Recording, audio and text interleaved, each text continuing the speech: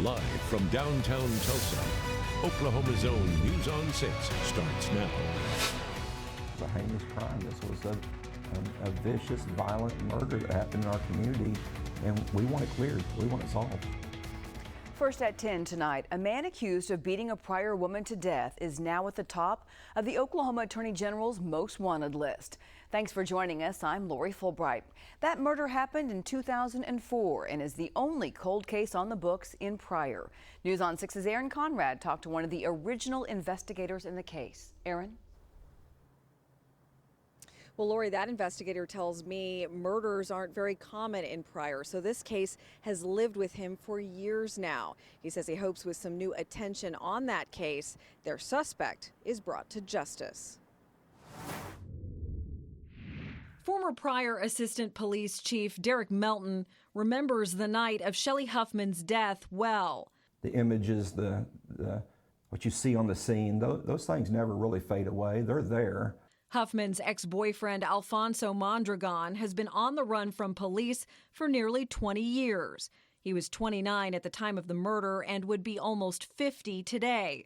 Investigators believe he has been hiding in Mexico, but still comes back to the States regularly. It was a violent, brutal death. He's going to reoffend. It's not a matter of if. He's going to do it again. Huffman was babysitting at her home off of Oklahoma Street in Pryor when police believe Mondragon brutally beat her to death. Friends told police Mondragon had a history of abusing Shelley, but was never reported. Mondragon started off, with choking her or maybe striking her, and ultimately ended up murdering this girl. For what? Probably nothing. Just in a fit of rage. Current Pryor Police Chief Jeremy Cantrell has made it his mission to close this case and called the Oklahoma Attorney General's office for help. But to get, fresh eyes on it and somebody back after this guy, is huge. It's a big win for the department. It's a big win for the family. 20 years is too long. Too long for investigators and Huffman's family to wait for justice. We want it cleared. We want it solved. Well, the Attorney General's office is offering $10,000 to anyone who can lead to Mondragon's arrest. Live in Tulsa, Aaron Conrad, Oklahoma's own News on 6. New tonight, the Muskogee County Sheriff says a single prop plane crashed this afternoon. It happened near Brewers Bend in Muskogee. The sheriff says the pilot ran out of fuel but was not hurt. The FAA will now investigate the crash. A Tulsa County judge refuses to lower bond for a woman accused of causing a crash that killed 5 people. Tulsa police say Keosha Rucker was high on cocaine and marijuana when she crashed into a fire truck in March, killing Tamia Ray along with a 5-year-old, 4-year-old, and 1-year-old. A woman who was 25 weeks pregnant also lost her baby in that crash. Police say Rucker also did not have a driver's license at the time of that crash. Her attorney was asking for a $50,000 bond, saying Rucker is now paralyzed on one side of her body from that wreck. But prosecutors wanted bond to stay at $250,000, and the judge agreed. Payne County deputies arrest a Cushing man accused of sexually abusing a child that he knew for years. The affidavit says the victim told investigators they were 9 when that abuse started. They say the man told the victim not to tell anybody because he would get in trouble with police. Documents say the child listened to Thackeray because he was someone the child trusted. The state of Oklahoma executed convicted killer Emmanuel Littlejohn today. A jury convicted Littlejohn of killing Kenny Meeks during a robbery at Mears, Oklahoma convenience store in 1992. The Pardon and Parole Board recommended clemency, but Governor Kevin Stitt did not grant it because he said Littlejohn's conviction was upheld several different times by different judges. Littlejohn admitted he was there, but said he did not pull the trigger. He is the 14th prisoner to be put to death since Oklahoma resumed executions in 2021.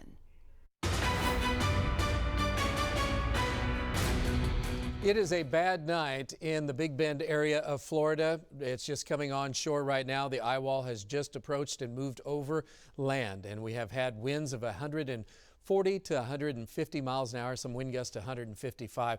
Over 100,000 people without power, at least, customers.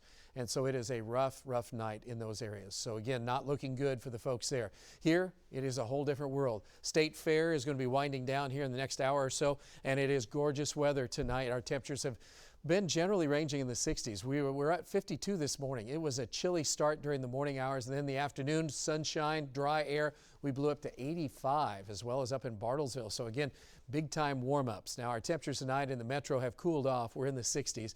We're down to 63 in Bixby, 64 in Jenks downtown, and close to the state fairgrounds, we're sitting at 67 degrees. So what's coming up? Well, great fair weather. We know that. Fun weekend ahead as well. So many fun activities, but man, rain is really needed soon. More on your forecast coming up. Thanks, Travis. Additional Oklahoma crews are headed to help the East Coast to help victims of Hurricane Helene. This is a live look at Panama City Beach, Florida tonight. The Category 4 hurricane is nearing landfall. Governor Kevin Stitt sent a second task force from Oklahoma City to help in North Carolina after Tulsa's task force left for Florida yesterday. The Red Cross has also sent 360 disaster workers to the Florida Panhandle, including 9 from Oklahoma. 100 OG&E crew members are also headed to Georgia to help restore power there. Bishop Edward Slattery was laid to in-state today. He is Tulsa's diocese's first bishop to pass away. The diocese says the 84-year-old bishop died September 13th after a series of strokes. Pope John Paul II named Slattery a bishop back in 1994, and he served until 2016 when he turned 75 and was required by church law to retire. Pope Francis sent a letter to the Tulsa Diocese sending his condolences. Service will continue through Saturday, and Bishop Slattery will be buried at Calvary Cemetery. State Superintendent Ryan Walters released the department's budget for the next school year. The State Department of Education is asking the legislature for more than $4 billion, and that includes $3 million to put Bibles in classrooms. Some board members say they were worried about challenges to that or whether people might be pushing religion in schools. But Walters said again today that Bibles would only be used as a historical document. I am very uncomfortable with any kind of idea, and I know you said this isn't what's going to happen, any kind of idea about proselytizing, establishing some kind of state religion. I also think that we require things like there's no commentary attached to it. We're not looking for this religious group or that one or this church to say this is how we interpret this. That's not the intent here. He also asked for $500,000 to allow additional school districts in the state to train staff members to carry guns if they choose and to put signs up on those campuses. The state board also said today Tulsa Public Schools is no longer required to give monthly updates. The department put the district's accreditation under review last fall because of low test scores and issues with finances. Ryan Walters at that time threatened for the state to take control of TPS if it did not improve. Then Superintendent Deborah Gist resigned and Dr. Ebony Johnson took over as the new superintendent. TPS updates have shown improvements and Walters has had high praise for the district. Shelley Zumwalt is stepping down next month from her job as the director of the State Department of Tourism. She also ran the Oklahoma Employment Security Commission during COVID and has served in various other roles across state government. She faced calls to resign earlier this year after State Auditor Cindy Byrd accused Zumwalt of steering contracts toward a company where her husband worked. But Zumwalt said that wasn't true and she had disclosed her husband's job and was told there were no issues. Federal regulators are now allowing an Oklahoma energy company to merge with a Texas energy company. Chesapeake Energy and Southwestern Energy said in January they would combine under a nearly $7.5 billion agreement. That would create the largest natural gas producer in the country. The new company would be called Expand Energy Corporation and be headquartered in Oklahoma City. That merger is now expected to close next month. More than a dozen veterans are being honored for their work helping other veterans in the Tulsa and Broken Arrow areas. 14 people, all veterans but one, were inducted into the very first class of the Hall of Honor. Their pictures and certificates will now go into the Military History Museum in Broken Arrow. One of those honored hopes that people will never forget the sacrifices made by those who fight for our freedoms. Because these fellows are old now. We're all getting ready to go. And it worries me how people are going to feel about the things that we did. And all we did was for you and everybody else and our families. The Military History Center plans to induct 10 more people next year, so you can nominate someone who helps veterans, whether that person is a veteran or not. The Tulsa Development Authority is getting nearly $1 million in federal money to help add transportation to a new neighborhood that's just north of downtown Tulsa. Kirkpatrick Heights is 56 acres, and the plan is to create an area that will have unique businesses as well as parks, places for people to meet and gather, and an area to honor the legacy of Black Wall Street. That new money will go toward putting in something like a trolley or monorail in the area. Well, it was certainly great weather for the first day of the Tulsa State Fair today. Travis will tell us how nice it's going to be for the folks headed there over the weekend across the Osage Casino Skycam network. Plus, the inspiration behind the Golden Driller has passed away. Several people say his legacy will live on for years in their hearts. And some bad news for the Sooners after their injury report comes out over the weekend, how the players say they're going to get through the game without some key players.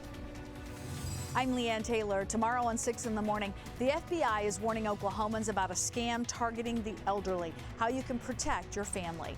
On News on 6 at 9 a.m., Jaden Brannon takes us to the Tulsa State Fair, checking out the sea lions. And our Friday flick tomorrow, Reagan. Join us tomorrow starting at 4:30 on 6 in the morning. The man who is the inspiration behind Tulsa's Golden Driller statue has passed away. John Stevens Jr. oversaw the construction of the Golden Driller back in 1966 and then became the inspiration for the look of that 70-foot tall statue. News on 6's Chloe Abbott tells us about the driller and how it has a special place in the hearts of Tulsans. Chloe. Lori, Blake Stevens says his dad, John, was a great model for how to live life, making him the perfect model to be the Golden Driller. Everyone I spoke with today says when they see the statue, they know they're home. Some people drive by the Golden Driller and see one thing. It's a giant instruction builder. But they know it has a deeper meaning. The heart of Tulsa. I guess home. It's like a warm feeling, like, oh, it's something that you count on that just means Tulsa. It's been a symbol of the city since 1966. Robert Searcy has lived in Tulsa his whole life and used to go to the Oil Expo with his family before it was built. We used to come to the Oil Exposition when it started, probably 1958. We came out here. It was a great show, big stinking deal in town here. And so as that thing went up, it was iconic. And so it was a big deal as a little boy. Tulsa's history includes the oil boom. And to many here at the fairgrounds, that's what the Golden Driller represents. Which is our history, what got us to be the Tulsa that we are. I'm very proud of it, very proud of the history of what this means to Tulsa. And the businesses that are here, both big and small. You know, very, very proud of it. Proud of our heritage. Stevens' statue is a part of Tulsa history that people will want to show off with everyone who visits them. If I bring somebody different and get to show them, because usually if I have visitors come in, I always bring them to see the driller because it's such a Tulsa icon. John Stevens Jr.'s funeral is this Saturday at 10 a.m. at First Baptist Church in Sapulpa on South Elm. Everyone is invited to attend. Live in Tulsa, Chloe Abbott, Oklahoma's Own, News on 6. News on 6 has been covering the state fair for decades, including back in 1966 when crews started building the Golden Driller statue. We shot video then as crews started welding the statue together in front of what is now known as the SageNet Center. The Golden Driller, as we mentioned, is 76 feet tall. Of course, it's a well-known landmark near 21st and Yale.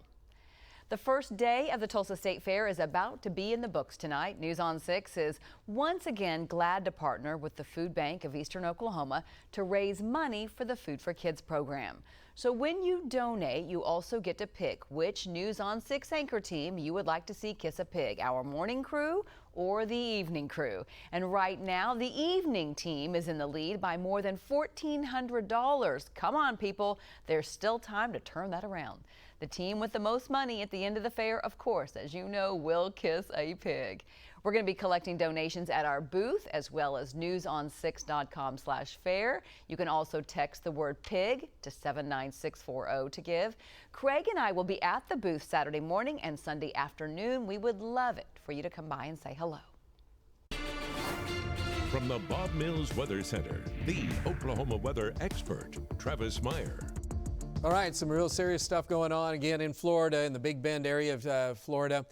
This is the area that we're concerned with. There's Tallahassee, and then over here is Gainesville, which is just off my map. I just zoomed in a little bit. There's Gainesville. Anyway, some of this is wildlife management areas, so that's the only saving grace for some. A lot of people live in here, especially around Perry. We know of 20-foot storm surges, and we know the winds as they were coming onshore were 140 miles an hour sustained. So again, it is just unbelievable what's going on there. So with those winds and wind gusts to 160, I mean, you're going to wipe out any home that's just kind of a normal build. Embedded in that is tornado warnings. So there's an active tornado that actually just was north of Gainesville. So this is just a terrible night. There was even a tornado, several tornadoes up around Savannah, Georgia. So this is a mess. It is horrible. Praying for these guys tonight because it is not good. Now this system is moving quick. It's moving to the north at about 25 miles an hour. So that's going to make a big headway by Saturday and be over Nashville. So on Saturday, for any football games going on in this area, there's going to be a lot of heavy rain, showers, and we're going to miss it unless you're just right on the Arkansas border areas. Tonight, it is quiet across the area. Gathering Place might be a great place to be this weekend because the weather's so awesome, and also a lot of people will be out at the Tulsa State Fair. Our temperature is sitting still at about 70 degrees, so it's very comfortable. We've been kind of hovering between 69 and 72 for the last couple hours. Dew point is at 52, making it really, really comfortable. Our temperatures in the 60s. We are down to 58 in Oilton and 59 in Bristow at this hour, 62 down in Bixby, 59 up in Veneta, and 59 up into Bartlesville. By morning, we are in the 50s, cool, fresh. Great start for your Friday. Clouds will be on the increase tomorrow afternoon, and temperatures will be in the low 80s. We could make it up to around 83 or 84 degree area in Tulsa. So for the next couple of days, we're looking at temperatures that should be in the mid 80s. I'm going to go up to about 83 to 84 for Friday, Saturday, and Sunday. But more clouds are around tomorrow afternoon and again on Saturday. As we mentioned before, a lot of fun events going on. It's already kicked off Black Gold Days tonight. That'll go through Sunday. Tallgrass Music Festival in Skytook. Broken Arrow has a Rose Festival. Smoke in the Fort in Fort Gibson, always fun there. And Fin and Feather Fall Resort Festival. That is just going to be great. Temperatures in the 60s to around 70 with 50s in outlying areas right now.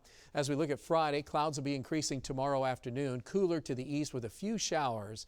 And then by the time we're into Saturday, still a few clouds around. So that's going to kind of hold our temperatures in check a little bit. Where the sun's shining, we'll be in the mid to upper 80s. So it will get warm. And Sunday is a similar story. Clouds will eventually start to move on out. As far as rainfall amounts, we're just not looking for hardly any rain over the next 7 days. And we need so much rain up to the north and to the east. It has just not been showing up. The drought monitor is in, and it is terrible, especially for you guys to the north, and I don't see any rain coming up. Our forecast temperatures are going to be very, very warm. We'll see some 90-degree readings potentially as we look at the extended forecast. In fact, some of my updates aren't even showing up here, but we should be up to near 90 as we extend the forecast out toward the end of the 9-day planner. It is unbelievably warm, and that's your forecast. We'll be right back.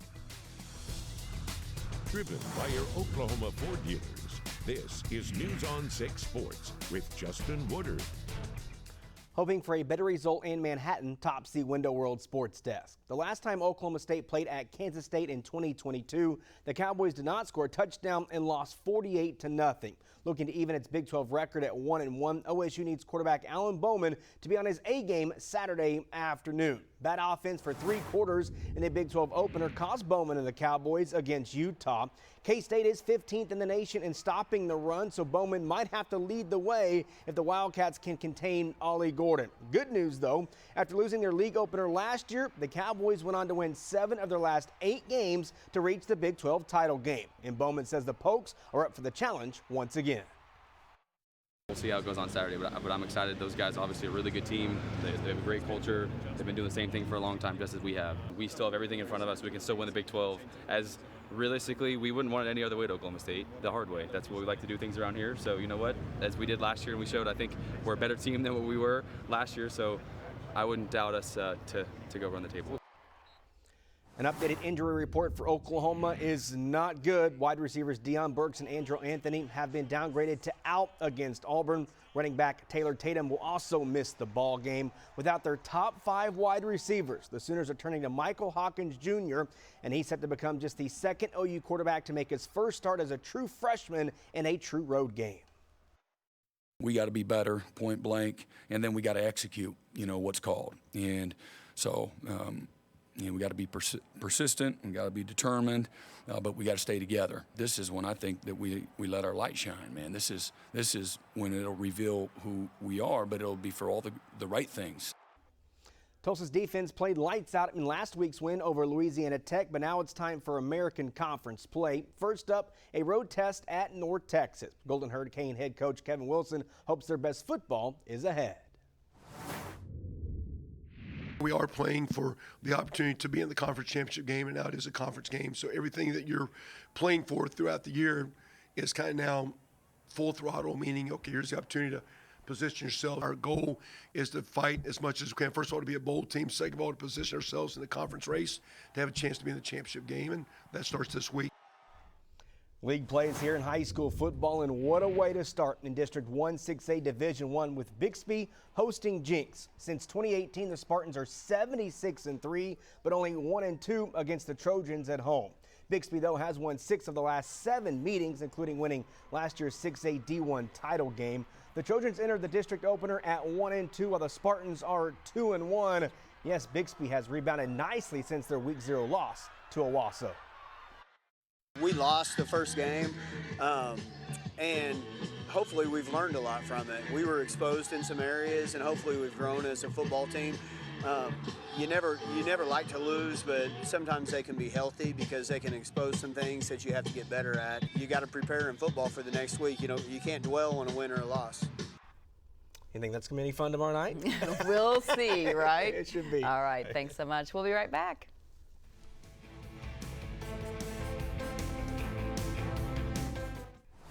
Homecoming season is upon us in Green Country. Several schools had parades tonight. Sand Springs students held their parade today before the Sandites take on the Bartlesville Bruins tomorrow night. Sapulpa kids also celebrated as the city cheered on its players. The Chieftains take on the Capitol Hill Red Wolves for their homecoming game tomorrow night. Wish them well. Homecoming is a fun time. Oh, it is. It is. And the only thing happening tomorrow night, we might have a breeze out of the north. It's fairly strong because of all that tropical stuff going on off to the east. But we did have to increase the temperatures in case you were with us a little bit earlier. And I had temperature like tomorrow at 81. It's up to 83. We do have clouds increasing late in the afternoon. Now, if there's going to be any rain, it's going to be along the Arkansas border more than likely. But north breeze blowing most of the day and still fairly strong on Saturday. But it'll feel comfortable and then kind of nice on Tuesday. Really warm on late next week. People are loving it, though. Fair weather fair. All right. Thanks, Travis. And thanks for joining us tonight. We'll see you tomorrow.